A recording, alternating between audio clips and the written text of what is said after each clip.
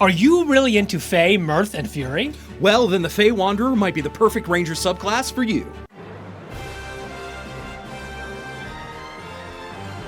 What's going on, YouTube? I'm the Mind Flayer Slayer. And I'm Dr. DM, and here we go with our continued coverage of the 2024 Player's Handbook. We're on to the Ranger subclasses. This is the second one, and it's the Fey Wanderer. We're going to go through this subclass in its entirety from level 3 all the way to its capstone, let you know what we think, what's changed from every level, and stick around because at the very end we're going to give you our tier ranking for it to see if it's good enough for you. So let's get started. At level 3, you have Dreadful Strikes. You can augment your weapon strikes with a mind-scarring magic drawn from the murky hollows of the Feywild. When you hit a creature with a weapon, you can deal an extra 1d4 psychic damage to the target, which can take this extra damage only once per turn. The extra damage increases to 1d6 when you reach Ranger level 11. Kind of so. Ton. It's kind of mid, it doesn't scale very well, and only 1d4 once per turn?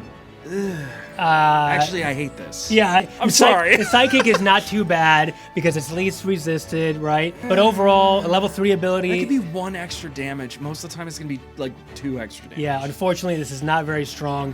If you keep in mind, for example, other Fey-related abilities, or even like the Beastmaster we just looked at, or even Hunter's Mark itself. Literally. And they stack, but the damage here is quite poor. Yeah. At level 3, you do get Fey Wanderer spells, so let's talk about those. Yeah, that's going to be your expanded spell list. Any class that gets expanded spell lists in this 2024 Player's Handbook has access to all of these spells all the time. So it's not pick and choose. You don't have to save a spot to choose one or the other, which I'm a big fan of. But your Fey Wanderer spells at level 3 it is just Charm Person. At level 5, it is Misty Step. Hold on a minute, Misty Step now. You cannot use it and also do your Hunter's Mark because they're both bonus actions. Correct. At level 9, you have Summon Fey. At level 13, you have Dimension Door. And at level 17, you have Mislead. And these are all trickstery kind of spells, but there's just so many better ways to do this. Yeah, they're trying to give it like the Warlock one, but it's not as good.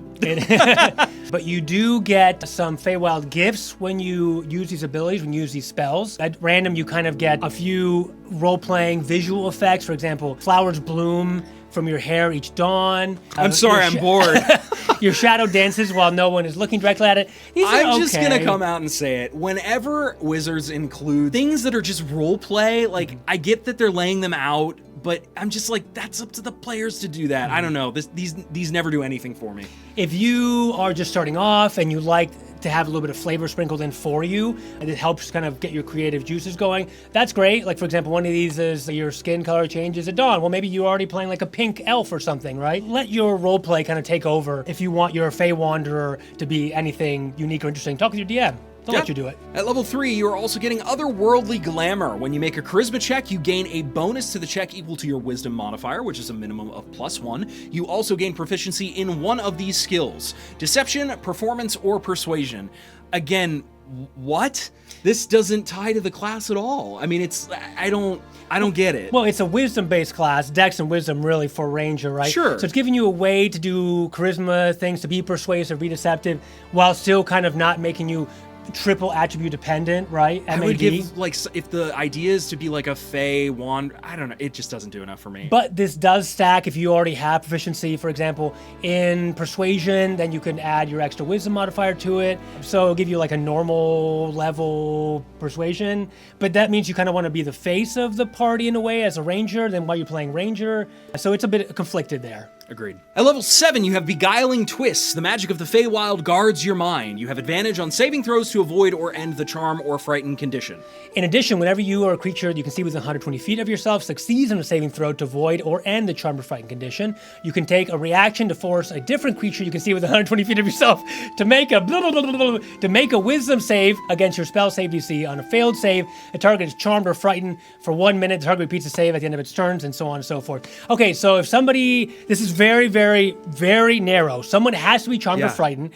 Not that many creatures can do that. Yeah. Maybe dragons frightened, but then you can kind of like turn it on somebody, maybe if they don't make your spell save.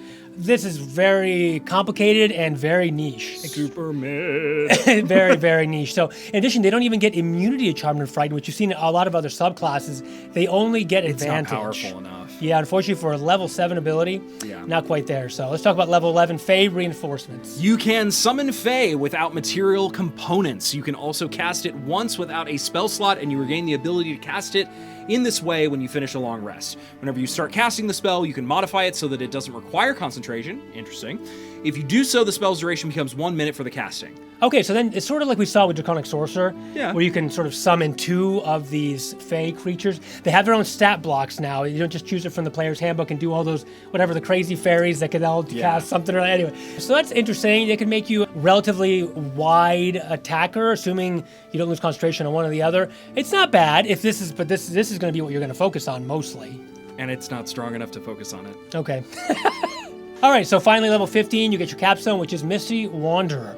You can cast Misty Step without expending a spell slot. Remember, you can't cast Hunter's Mark and then cast Misty Step, so Correct. this is very conflicting, right? You can do so a number of times equal to your Wisdom modifier, and you get them back on a long rest. In addition, whenever you cast Misty Step, you can bring along one willing creature. Let's go! Within 5 feet, and they teleport with you. So that's okay, I guess, if you want to save somebody. But then again, you have to give up your main Hunter's Mark, which at this point is giving you advantage in every single hit. And maybe the next turn after... This class should have focused on Misty Step because that's what it wants to do, but then they were like, oh, but the Fey need to be tricksters, so it's got to be like weird performance-y. Fail. Sorry. I'm giving this an F. It does nothing. At the most, It does nothing. the only thing I'll give it a little bit of praise for is a Fey Reinforcements, assuming that's even that strong, which is really not, because then it uses your whole turn. You're doing nothing for one turn. I guess your phaser attack. Thumbs down for me. Yeah, D, bordering on F for this. I'm sorry, Ranger is doing pretty good with this new rework. Some of the classes we'll see are pretty darn strong. I don't think this is one of them. Pretty unplayable. Yeah, so, okay, this has been our review of the Fey Ranger. Let us know what you think in the comments below. We love interacting with you. If you like what we're doing here, don't forget to subscribe and Hunter's Strike. That like button. That like button, thank you. We also wanted to do a shout out. We are part of the FanRoll affiliate program. You go to fanrolldice.com to get all of your shiny math rocks and type in GG10 at checkout so that you can get 10% off your order and we get a little bit of kickback to help support the content we're making. We're doing a slight change so that we're going to be bringing you your classes and subclasses during the week with the continued coverage of the 2024 Player's Handbook. We will be doing on Saturdays special videos that are niche topics like feat coverage, that sort of thing. And then on Sundays, we're allowing it to stay the focus of the channel, which is our live actual play in full cosplay and green screens. It's pretty epic. Please check it out. Okay, until next time, we'll continue the Player's Handbook coverage of the Ranger and their subclasses. Let's get out of here, Misty Step. I'll take you with me.